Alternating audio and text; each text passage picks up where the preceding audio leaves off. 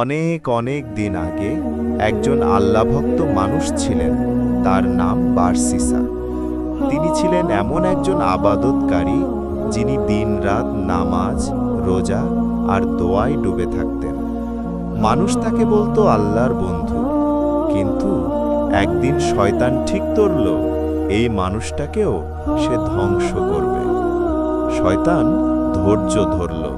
সে সরাসরি কিছু করল না, বরং ধীরে ধীরে বারসিসার মনে একটা ভাব ঢেলে দিল, তুমি তো খুব ভালো মানুষ, তুমি তো আল্লাহর সবচেয়ে প্রিয় বান্দা। ধীরে ধীরে সেই প্রশংসার মধ্যে অহংকার জন্ম নিল। বারসিসা ভাবতে লাগলো, হ্যাঁ, আমি অন্যদের চেয়ে অনেক ভালো। এভাবেই শয়তান তার প্রথম জয় পেয়ে গেল। একদিন 3 ভাই যুদ্ধের উদ্দেশ্যে বের হলো। তাদের এক সুন্দর ধার্মিক বোন ছিল। তারা বারসিসার কাছে এসে বলল, হে আল্লাহর বান্দা, আমাদের বোনকে তুমি তোমার আশ্রমে রাখো, আমরা ফিরলে নিয়ে যাব। প্রথমে বারসিসা রাজি হলো না, কিন্তু শয়তান ফিসফিস করে বলল, তুমি তো ভালো কাজ করছো, তুমি তাকে আল্লাহর জন্যই আশ্রয় দিচ্ছ। বারসিসা রাজি হয়ে গেল। মেয়েটি দূরে একটা ঘরে থাকত।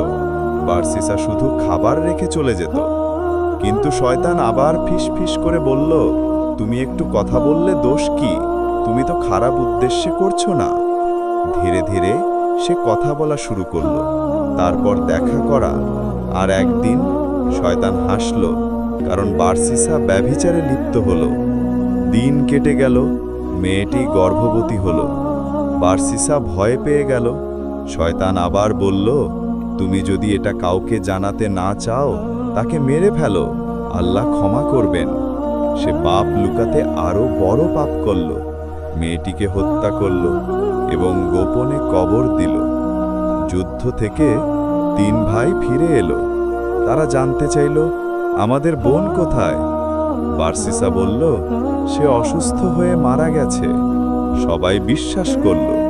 কিন্তু রাতে 3 ভাইয়ের স্বপ্নে শয়তান হাজির হলো।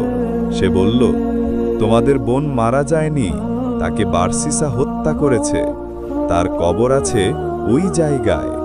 তারা সকালে গিয়ে খনন করল এবং সত্য বেরিয়ে এলো। বারসিসাকে বন্দী করা হলো, ফাঁসির সাজা দেওয়া হলো। যখন দড়ি তার গলায় পরানো হচ্ছিল, তখন হঠাৎ শয়তান সামনে এসে বলল, আমি সেই যে তোমাকে শুরু থেকে ফাঁদে ফেলেছি। একটা শর্তে আমি তোমাকে বাঁচাতে পারি, আমাকে সেজদা করো। বারসিসা আতঙ্কে চিৎকার করে বলল, আমি রাজি, আমাকে বাঁচাও। সে শয়তানকে সেজদা করল। আর ঠিক সেই মুহূর্তে ফাঁসির দড়ি টানল। বারসিসা কাফের অবস্থায় মারা গেল। এই গল্প আমাদের শেখায়, শয়তান কখনো সরাসরি পাপের দিকে টানে না।